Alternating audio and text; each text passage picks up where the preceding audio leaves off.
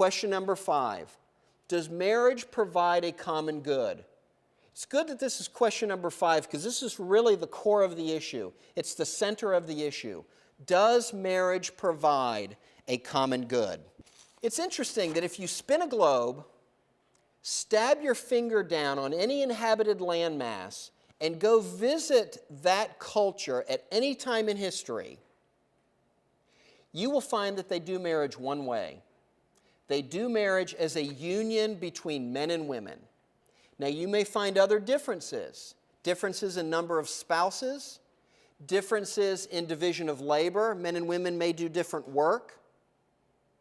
But it is always about men and women, bringing men and women together. There is no exception of marriage being anything but a heterosexual institution in all human cultures. Think about all the great diversity that we see in all the cultures. Think back to looking at National Geographic magazines. I mean, it's fabulous in the diversity that God has created out there in human culture. But in all those cultures, there's one commonality. It's always heterosexual marriage. Now we have to ask ourselves the question, why do we find this universality? Why do we find this universality across all cultures? Who enforces it? Is it Jerry Falwell? Did Jerry Falwell go everywhere at every time and make sure that everybody did it heterosexually? Is it the Republicans? Did the Republicans go everywhere at every time and make sure that heterosexual marriage was the norm? Or was it the Catholic Church? No. We all know that it was nature. Nature enforces it, and nature's God drives it. That is why we find that universality.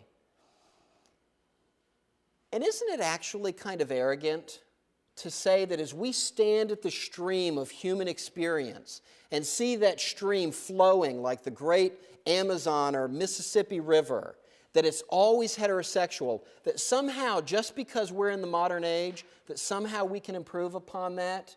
Folks, that is the height of arrogance. We have to learn from history. We have to learn from experience that marriage needs to be, that it ought to be, a heterosexual union. Every culture needs natural marriage, marriage to be a union between men and women.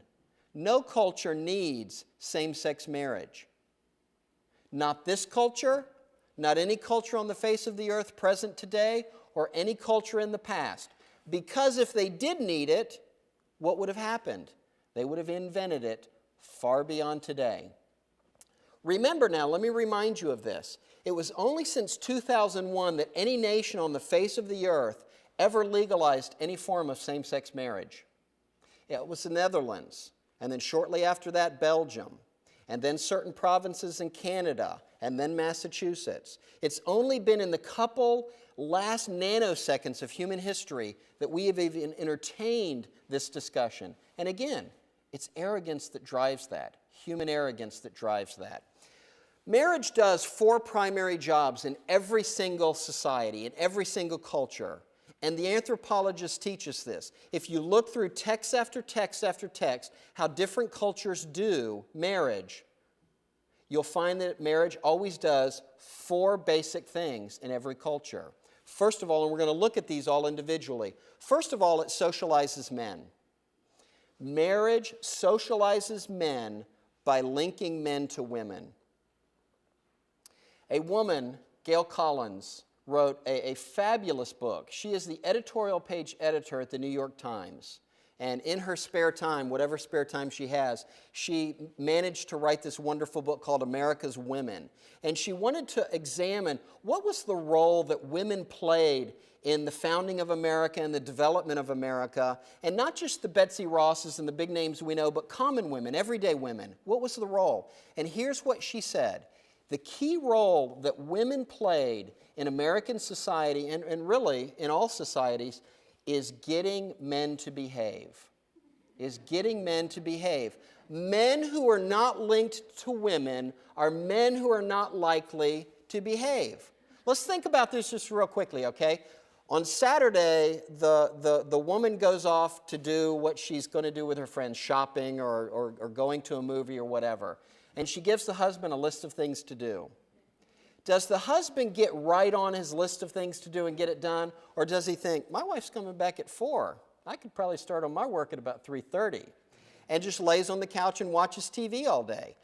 You know, it's women that get men to behave. It's women that get men to be productive. She says at the founding of the colonies, the mother country, England, sent men over to found the colonies and to start producing and to send checks back to England.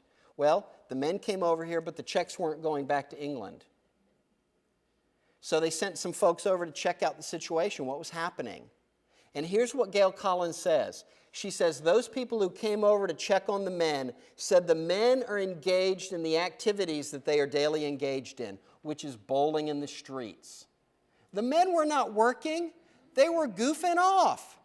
You know, it's bowling in the streets was the equivalent of us pulling the couch out onto the porch and watching TV out on the porch. You know, so what did they do? What did they do to get the men working?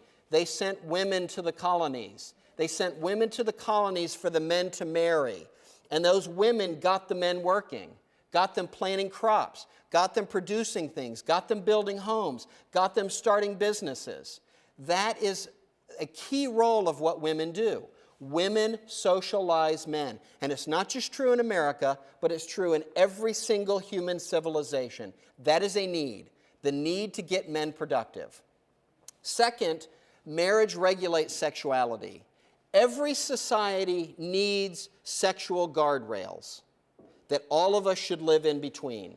And any society that fails to enforce these sexual guardrails is a society that ceases to be. Think about the great Roman and Greek Empire. Why are they not around anymore? Because they erased their sexual mores, their sexual values. Every society needs people to behave themselves sexually. And whether they've got sophisticated laws or simple cultural taboos, they have to have rules for here's how we behave. Marriage does that, and it enforces monogamy. And monogamy brings us to our third point. Marriage protects women. By enforcing monogamy, it protects women. A society's most serious problem is the unattached male. And we have to find a way to protect women from aggressive, selfish males. And we typically do this through marriage. And we typically do it through monogamy. When you have non-monogamous cultures, women become commodities to be used and traded. Think about what has happened in the sexual revolution. And think about the way that women have been treated since the sexual revolution. It has not been good for women. Society needs marriage to make sure that every woman has a man and every man has a woman as much as is conceivably possible, and that they both care for and protect one another. When you have a culture that has high rates of marriage, high rates of men connected permanently to women, and women connected to men, you have a culture where the domestic violence rate is significantly lower than in cultures where you don't have that. Marriage protects women. That's the third point. Fourth point is, and this is probably the most obvious to all of us, marriage provides mothers and fathers for children. As my good friend Maggie Gallagher says, marriage is the way that we make sure that the people who produce the baby stick around to care for and provide and raise the baby. Every society needs that to happen. Every society must encourage marriage because marriage makes men more productive, marriage protects women, and marriage gives children mothers and fathers. There are many among us who say that marriage as a social institution is really only about children, and that if there's not children involved, then we really don't care what the couples do. That's true to some degree, but we can't lose sight of marriage domesticates and socializes men, and it protects women, okay? It serves that very important social function, but beyond that, it also provides the next generation of taxpayers, the next generation of producers, the next generation of good citizens to keep our society going. And mothers and fathers together are most likely to raise good citizens than anybody else. So we have to understand marriage plays a significant and very, very important social role.